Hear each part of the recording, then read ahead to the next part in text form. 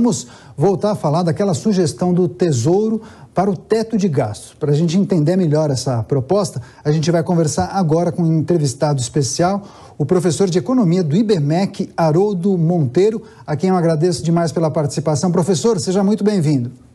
Obrigado a vocês aí pela participação. Perfeito. Boa noite a todos. Muito bom. Professor, como o senhor está avaliando as discussões em torno da construção de um texto para a chamada PEC de transição, que possibilitaria que o governo eleito cumpra os compromissos de campanha? A gente lembra do Auxílio Brasil de R$600, incrementos na área da educação, saúde, além do aumento real no salário mínimo. O senhor entende que os fins justificam os meios? O furo do teto lhe parece justificável nesse caso? Quais seriam os reflexos? Bom, o governo ele fez diversas promessas aí de campanha e agora está tentando cumpri-las, né? E só que não existe recursos suficientes para isso se você continuar com a política fiscal que a gente tinha anteriormente, que era o teto de gastos, que já tinha sido, por diversas questões, inclusive de pandemia, ele já tinha sido extrapolado aí no governo Bolsonaro. Mas sempre foi nada que fosse perene, né? Nada que fosse considerado ao longo do tempo. O que o governo quer agora é uma licença aí para gastar, né? No caso, aí o furo do teto, enfim, tirar totalmente, né, do teto de gastos esses valores que ele está querendo gastar. Então, veja bem, dentro do orçamento já cabiam lá os R$405 de Auxílio Brasil, né? Então, o que ele precisaria efetivamente fazer era ter aí um valor adicional para cumprir os 600, mas ele está querendo tirar todo o Auxílio Brasil, né? Fora os 150 para criança até 6 anos, né? Fora o aumento real do salário mínimo, enfim. O que isso pode ocasionar dentro da situação que a gente tem hoje, né? A gente não tem nem ainda o nome que vai conduzir a economia, quer dizer, ou seja, o ministro da Economia ainda não está definido, né? E a gente já está falando aí em estouro de teto de gasto. Tudo isso gera um desconforto aí junto ao mercado financeiro, né? E a gente ouve aí algumas pessoas falarem, né, que mas o mercado fica nervoso, o mercado tem que se acostumar. O mercado, na realidade, essa entidade, mercado como falam, nada mais é do que os investidores buscando o quê? Mais prêmio, né, mais rentabilidade, devido ao maior risco que ele está tomando, dado que ele não tem ainda uma visibilidade maior do que o governo, de como o governo vai seguir com sua política fiscal. Então, isso tudo traz uma certa insegurança para o investidor, e o investidor cobra isso, né? É o que a gente chama aí, o jargão do mercado, que a gente diz que o mercado coloca no preço, né? Então, nada mais do que isso, né? Nervosismo exacerbado do mercado, mas ele coloca isso no preço, né? Essa questão agora é extremamente importante, porque se a gente tiver uma política fiscal mais frouxa, né, se não tiver uma coisa bem definida, né, porque se ele também for gastar, de onde que ele vai tirar esse dinheiro? Ele vai implementar uma reforma fiscal, fala-se do IVA, coisa que já ouço já há vários anos, né, vai simplificação, né, então assim, tem coisas que são requentadas ainda, na realidade a gente não ouviu nada ainda que dê conforto, né, ao mercado, né, e assim, de onde ele vai tirar esse dinheiro? Ele vai taxar dividendos, vai taxar grande fortuna? Da onde vem mais essa taxação? A gente não sabe, ou seja, ninguém sabe, né? Dado que a gente também não sabe o ministro da Economia, que vai tomar posse aí a partir de 1º de janeiro.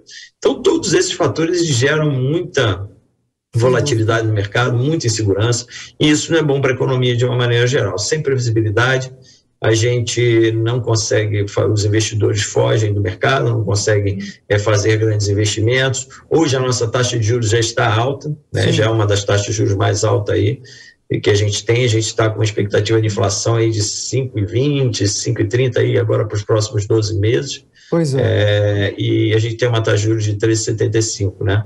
Agora, rapidamente, a gente está querendo saber aí quando é que essas taxas de juros vão efetivamente cair, mas para que elas caiam, a gente precisa ter uma segurança nessa política fiscal do governo, né? Pois é, já que então, tudo isso impacta. E, inclusive, né, trazendo essa insegurança, isso pode vir até... É que ainda não sofreu tanto, porque a taxa de juros, em comparação com o que está lá fora, a gente tem um fator aí de entrada de recursos financeiros ainda, para aproveitar essas taxas de juros, que o dólar ainda não estressou muito, né?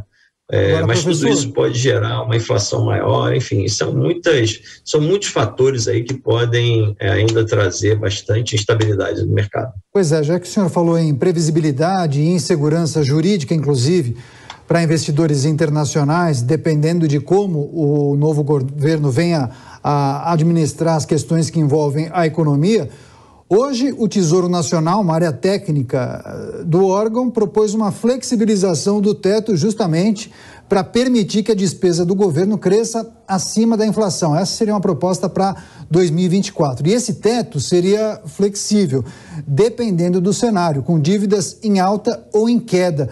O senhor viu a proposta, o que o senhor achou? Passa também pelas questões que envolvem previsibilidade ou até segurança jurídica para as pessoas que pensam em investir no Brasil, grandes players?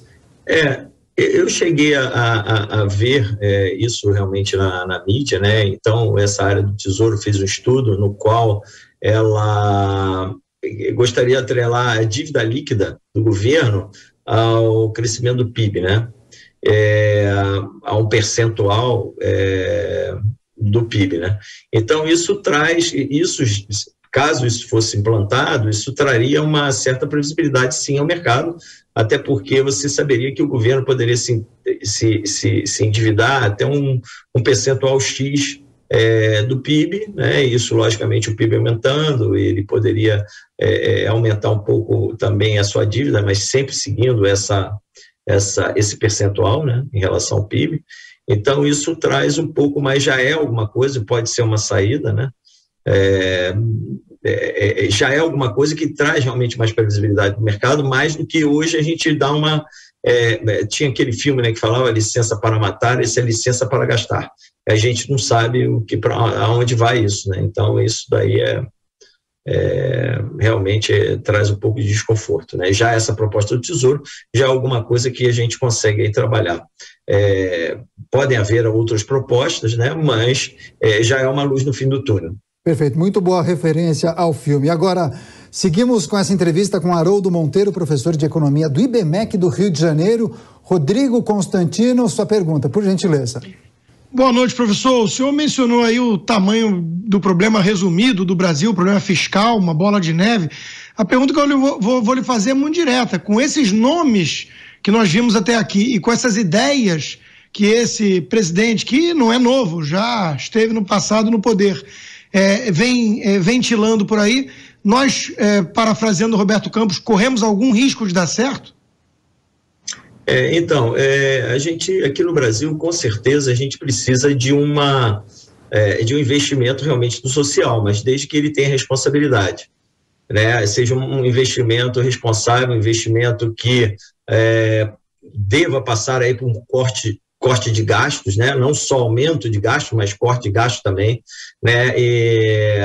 Assim, ajudar realmente a parte social do Brasil é importante, mas a gente precisa aí de pessoas, ou seja, economistas aí com uma cabeça mais voltada aí, mais liberal, ou seja, para o mercado, que a gente possa continuar com o projeto de desestatização da nossa economia, ou seja, as privatizações, isso é muito importante, né? A gente precisa criar menos burocracia, menos Estado e mais mercado, e o Estado tomando conta daquilo que efetivamente ele deva tomar, né? Então, os nomes aí que estão sendo ventilados, assim, a gente não sabe, né? O ministro da Fazenda está se falando muito que serão políticos, não economistas, né? Isso deixa a gente aí um pouco mais preocupado, né? Com relação a isso. Então, a gente aposta, né, que a chance de dar certo. Se a gente vier com aquelas receitas antigas aí que a gente já viu que não deram certo no passado, a chance de dar certo de novo é um pouco difícil, né? Privilegiar campeões nacionais, né? Matriz econômica, aquela coisa toda que a gente já viu que não dá certo e não deu certo em lugar nenhum do mundo, né? Então, a gente precisa aí realmente de continuar um projeto de menos participação aí do Estado e maior participação aí do mercado, um Estado livre, um Estado que é uma economia livre, né? Onde a gente possa ter menos burocracia, menos impostos, menos amarras aí na economia, para que a gente aí sim possa crescer e aí com o crescimento da nossa economia a gente reduzir aí a pobreza e a redução da desigualdade que há aí na população. É isso, PEC de transição, teto de gastos e também as perspectivas para a nossa economia em 2023. Em destaque nessa entrevista especial com Haroldo Monteiro, professor de Economia e Finanças do IBMEC do Rio de Janeiro, a quem eu agradeço pela participação. Professor, muito obrigado e volte mais vezes aqui à Jovem Pan News. Obrigado a você. Grande abraço.